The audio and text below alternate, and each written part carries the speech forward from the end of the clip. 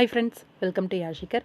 நம்மளோட விஜய் டிவியில் Pandian stores upcoming எதிர்பார்க்காத ஒரு எபிசோட் அப்படின்னு சொல்லணும்.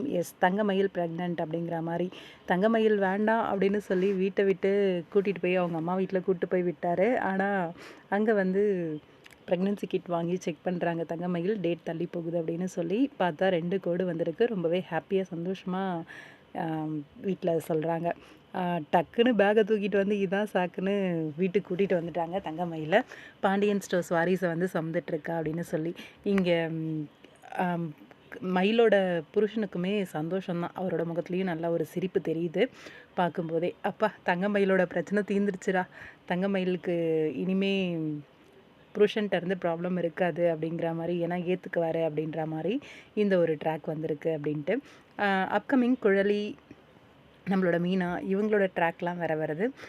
பிக்ஸ் எல்லாம் வந்து ஷூட்டிங் லொக்கேஷன்லேருந்து ஷேர் ஆயிருந்துச்சு. குழலி வந்து மீனாவோட எங்கேயோ காரில் போகிறாங்க.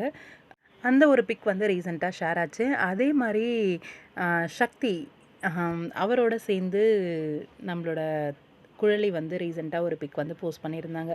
ஆஃப் ஸ்க்ரீன் வந்து ரொம்பவே ஃபன்னாக இருக்கும் அப்படின்ட்டு. என்னன்னு தெரியலை, பார்க்கலாம், வெயிட் பண்ணி. கண்டிப்பாக தங்கச்சிக்காக சப்போர்ட் பண்ணி தான் பேசுவாங்க அப்படின்னு நினைக்கிறேன் இவன்ட்ட. அரசி சின்ன பொண்ணு அப்படின்னு பார்த்தா நேற்று எபிசோட்லாம் பயங்கரமாக இருந்துச்சு.